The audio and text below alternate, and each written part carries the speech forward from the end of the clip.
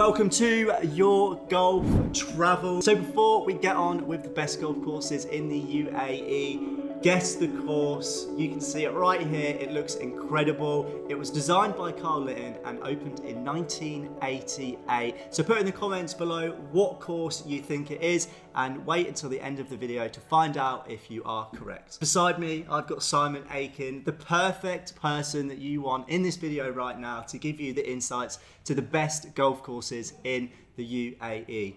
How are you doing? Very well, thank you. Looking forward to talking more about UAE and get into more detail. So how many times have you been out to the UAE? A couple times, 3 times? Yeah, 3 times. Nice. But one trip we did Abu Dhabi and Dubai, and just one trip, which was great.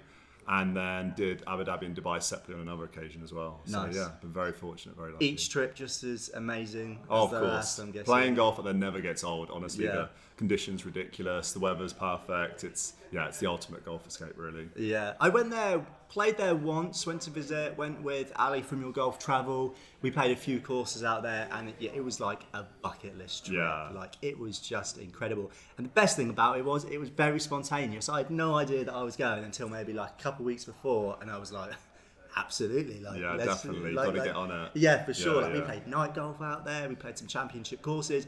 It was amazing. So to begin, Jumeriah Earth Course. What a fantastic course. I think this was one of the first courses that I played when I went out there with Ali. Absolutely loved it. The first thing I noticed was the amount of bunkers on that golf Yeah, course. I it's think there's like relentless. over like 100 or Yeah, I something. can't remember what the number is on top of my head, but I mean, if you go on there without hitting a single bunker, you've performed some sort of miracle. So, Yeah, literally, you need to be throwing darts. Yeah, darts which I all don't day. do. So I I'll join the club. I went into a couple, but I left as a pro in bunkers. Just Yeah, because of that I was exactly. in there. But so yeah, Jumeriah Earth Course, it is classed to be one of the best out Mm. there. Why is that? Well, firstly, it holds the DP World Finals at the end of the year in November. So you always see big names playing down the iconic 16th, 17th, 18th with the water, island par 3 hole on 17th, the creek running down the 18th hole. It's pretty recognisable, and I mean, it's just a phenomenal layout and just a great facility, really. So yeah, you always see big names around there. Yeah, it was one of those, you know, when you like play a course for the first time and you know it's amazing, and when you're on that first tee box, you just had that like wow factor. Definitely. Like I remember stepping onto the fairway, and it honestly felt like a carpet. Like it was just it's ridiculous. immaculate. Sometimes you're just driving on the buggies and you're just like putting your hands down in the grass because you can't get over how perfect it is. You're like, is this real? But yeah, no, definitely condition. I mean, out in Dubai in general, it's immaculate, but especially around there, I mean, it's just it's phenomenal. I mean, you tee off the first hole and you're like nervous because you've just seen so many guys do it before. So, but I mean, I remember that round vividly, looking forward to the 17th and 18th. You've seen it on TV so many times, and just going 16th water, 17th water, 18th water. I was like, all right, looking forward to it all day. But, you know, definitely didn't take anything away from the experience. It was still pretty magical. So, yeah. Yeah, that was amazing. cool. Yeah, I remember stepping on that first tee. I remember being nervous. Usually, I'll play like such a safe shot. I think I got a 9 out, which to be fair was probably the right club. But I remember it actually managed, you know, pretty straight on the fairway, and I was like, this round is going to be amazing. And then we obviously got to the green eventually, and they were like rapid. Like it was like putting on glass. Yeah, it's an amazing experience for all handicappers. I think, yes, okay, around the greens it's going to be a little bit difficult. The fairway's a bit more grabby, so sometimes for chipping around the green it's a bit more difficult, but the greens are so pure. Like if you hit a good putt, it's going to go in. So it's very true, but yeah, it's definitely going to be a lot faster than what guys are going to be used to in the UK. But I think that just adds to the experience and makes you feel like you're playing a tour course when they're that pure and that quick. So I think, it makes it more exciting, I think, really. Yeah, no, I'd agree for sure. There was this par 3, I remember, because I went out with Ali, and there was a little group of us, front 9 somewhere, maybe like the 3rd hole or something like that. Don't quote me on that, but it was a par 3. Ali, I think, goes to the side, then chips on, and he's got, I would say, about a 40-foot putt. And Ali, for one, like he's a good putter. Like he's got this putter, he got a new one. His dad gave it to him or something, and ever since, anyway, great putter. And he, went to putt, and it literally zoomed off of this green. Like we're obviously still Just getting de-greened used to it. like the spin. Yeah, Honestly, yeah. down a slope, kept on rolling. That's so funny. He smiled, but in his face, I could see that he was hurt. Definitely one to hit on the ego. Yeah, But I feel like that's just part of the experience, because you look back and you're not going to be like, oh, I was really annoyed by that. It's just like, I've never experienced greens like this, and it gives you kind of perspective of what it's like for the tour guys. So I think it's fun. Yes, it's definitely more challenging, but yeah, it just adds to the experience definitely. Yeah, for sure. And like in my experience of playing golf, I feel like a lot of people kind of compare the speed of the green to the quality. Like I always hear people saying like, oh, the course was great, the greens were so quick. And you know, Jumeriah, of course, definitely was up there with the speed on the greens. So every hole that we played, from what I remember, I mean, it was about just under a year ago, I think. I remember every hole, literally, honestly, having that wow factor. And the 18th, that has got to be one of the most challenging holes I think I've ever played. Yeah, it's crazy. The design of that water going through the fairway. Yeah, and also on TV you watch it and you're like, oh, it looks like there's plenty of fairway left and right of it. But then you play it. I remember just hitting a 5-iron for my second shot and I'll just leave it plenty right side. And then it all feeds down and goes in the water and you're like, oh, this is actually a really difficult shot. I mean, if I did it again, I definitely would have tried to do it differently. But yeah, definitely a cool hole to end on. But yeah, very challenging indeed. So Jumeriah, one to play when you're out in Dubai. Definitely. What about, what other course would you say? For the next, what's the one that pops up for you? For me, Emirates Golf Club Majlis course just springs to mind instantly. It's that backdrop, I think it's on the 8th hole. It's a par 4, you've got the Dubai Marina in the background and the skyline, and you see it year on year with the guys playing it with the tracer.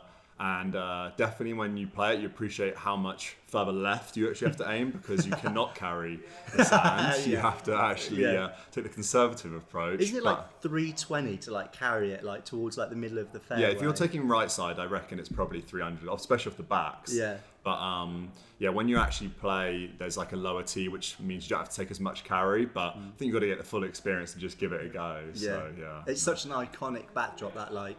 I feel like everyone, almost, if you watch golf, knows that hole, even if you've not been to the UAE or to Dubai specifically. You saw that skyline, that hole is so like iconic. It's the one where you're going to want to get your phone out and take a few photos. Yeah, no, that's definitely. for sure. That's the one you're going to send your mates for sure. Yeah, it is amazing. So what else about that course, puts it at the top? I mean, similar to Jumeriah, the condition again is just immaculate. I mean, even the worst golf course in Dubai or Abu Dhabi is going to be ridiculous condition. I mean, the greens are pure, fairways are pure. It's just going to be slightly different layout. But Majlis, I mean, there's 2 courses at Emirates Golf Club. You've got the Faldo, where it's probably more known for its night golf, and then you've got Majlis for the Dubai Desert Classic.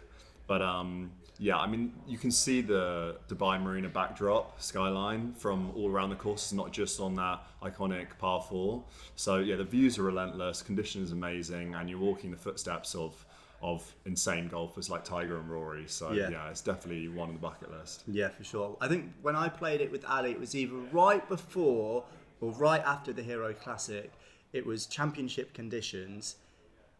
That alone made it like so hard. Like that's one of like playing in that condition made me realise that if you miss the fairway, you literally are in a lot of trouble, and you almost just want to just get it back into play onto the fairway. Like I can't remember the measurement of it, but it was so thick. Yeah. And it was like, if you're off that fairway, then you're in trouble. But it made even more for the experience, because like you say, you are walking in the footsteps of all of the legends in golf, and you're playing the course as they would be playing it. So it's and then you like respect them even more. You're like, exactly. Fair enough. Like they are like if incredible. you shoot miles over your handicap, you're not going to be annoyed about it. You just appreciate the kind of caliber of golf course. So I mean, at Jumeriah Earth, you're experiencing the bunkers, but then at Majlis, it's probably going to be more of the test of the rough. So yeah, and then when you get even further, if you've gone ultra wide, then you're going to be in the sand. So maybe a few rocks to deal with, but yeah, definitely gives you more of that Middle East kind of experience that you're looking for out there. Yeah. So if you were going to Dubai for your golf holiday, we've got those 2. So we've got Jumeriah Earth, and then we've got the Emirates Majlis. Let's go to Abu Dhabi, Yas Links. Tell me about that. Let me tell you about that. He's wearing the polo. That was actually a coincidence. I didn't even mean to do that. But so yeah, tell me about. I've never played it. I know like Ali, he's played it. He said, and actually do quote me on it. He did say it was his favourite course ever. So what makes it so good? I mean, I know we're reeling off the DP Tour hosts here, so they're all championship mega golf courses, but Yas is definitely one of the most challenging. I think if you're not driving the ball well, then you're going to be struggling. But one of the guys in the team shot 2 under, I think, when he was around there. So, but he's an ex-pro, so shout out to David. But yeah, it's definitely a challenging golf course. But I think that's probably in my top 3 golf courses I've ever played. Just condition, even relative for UAE, is definitely the best. I mean, you watch videos back and the fairways, it's carpet. You don't even see any other divots. There's something about that place. It's just immaculate. But yeah, it's definitely one of the nicest golf courses I've played for sure. Tell me about that iconic hole. Don't know what hole it is. You've got almost, I think it's something like, I think Ali said it's a 200-yard carry over some water onto the fairway. It's the one hole that I remember about Yas Links when I've watched it and things like that. Have you played that hole? Yeah. So I think there's a couple holes with a few carries, but depends on how far back you're teeing it off. Maybe you should take a slightly more conservative approach and be slightly more forward. But for me, there are a couple par 4s, and also the 18th par 5 is definitely one to remember. But there's a couple par 3s that are around kind of 140 yard, 150 yard mark, and they're just straight over water. And you're just looking out, seeing guys jet skiing on the water and everything, and it's just a pretty magical experience. Yeah. So for me, those par 3s stick in my head more than anything else, and there's a couple of them. So, and they're the ones you definitely want to get your camera out. So yeah, for me, and also I hate playing on 200 yard plus par 3s where you're just having to hit long irons, small metals, but something about kind of 140 yard par 3s over water, pretty. Don't make it complicated. That's just awesome. So that definitely stuck in my head. So how hard is it to actually get on? If I wanted to have a golf holiday, is it quite easy to get on? If I wanted a golf holiday to Abu Dhabi to play Yas Links this year, would I be able to? Yeah, no, definitely. Yeah. It's the only time you're going to have problems with availability is naturally after the tour events. So as long as you avoid those times, then there's pretty good availability all year round. So I mean, the only times I would say to avoid booking is kind of July, August, when it's really 40 degrees plus. And although we did it in May, June time once, and it was okay if you play early enough, but definitely I think best time of year is really kind of October through to about April, and that's your prime time, and then you're going to have that perfect weather, and then get out of that horrible winter in the UK and get over to some Dubai sun and Abu Dhabi sun. So, yeah, absolutely. I remember when I went, I think it was supposed to be winter in the UK. When I was over there, polo shorts, I was like, this is just perfect. Yeah, exactly. Fantastic. And it's not even too long of a flight. I think it was around 6.5 hours, and they usually end up doing it quicker than that anyways. But yeah, so it 3 or 4 hours jet lag. It's very manageable. Short flight. You can do a night flight, turn up and play golf that day if you want. It's really easy. You can even do it in 4 nights if you want. You don't have to stay there for a week or 10 nights or anything. So it's kind of the perfect mid-hole destination, I would say. Yeah, and it's interesting that you say that. 6.5 hours, let's say that's an extra 2 hours from Turkey. And in my head, it's for some reason, Turkey, very manageable. And then when people say Dubai, I think that's so far away, but it's actually not. No, and especially really when you think of 2 hours extra from Turkey, it's not a lot. Yeah, exactly. It's really not a lot. And then you're guaranteed sun. I think it's 360 days of sun. I think it's exactly. It rain a couple of days a year? It barely rains, and even if it does, it's going to be probably raining for an hour or even half an hour, and they're having to put that down as a day of rain, which obviously compared to a day of rain in the UK is completely different. So the weather is almost guaranteed, and not to put down Turkey, but I don't think the weather is as guaranteed as it is in the UAE. Yeah. So that's definitely one of its selling points. And I think some people also have maybe in their heads that Dubai is going to be super expensive, but there's plenty of really good 3 and 4 star hotels up there that we sell a lot of that definitely makes it more affordable. So you can spend less on your hotels, more on the golf.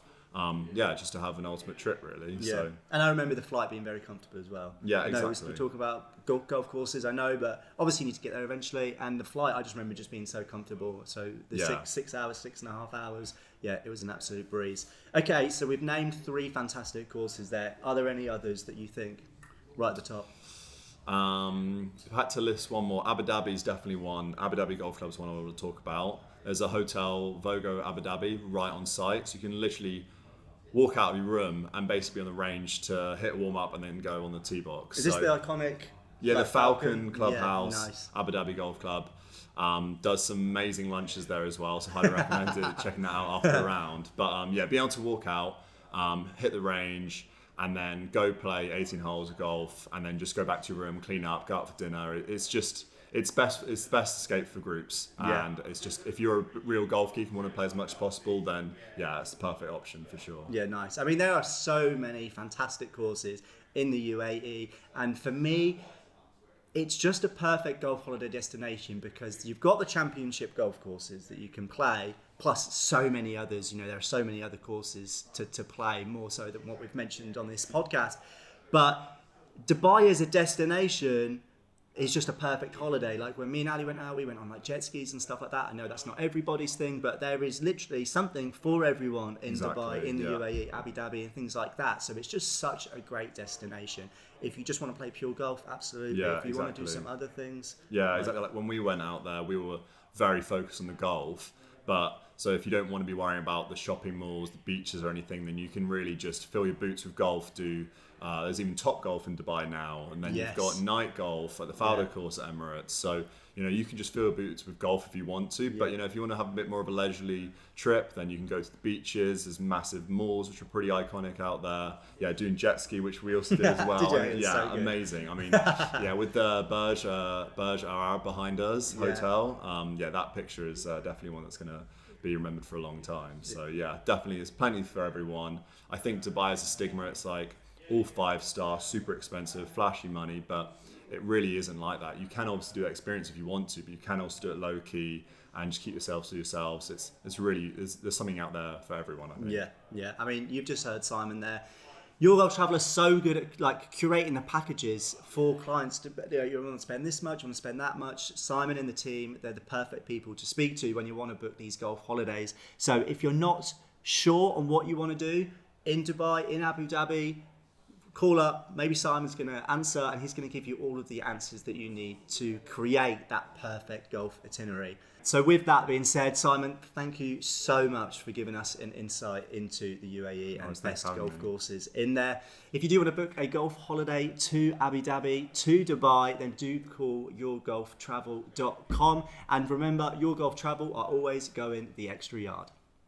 Did you guess correctly at the start of the video? Well, if you said the Majlis course at Emirates Golf Club, you are correct. One of the most iconic courses in the UAE, a host of the Dubai Desert Classic, and one to definitely play.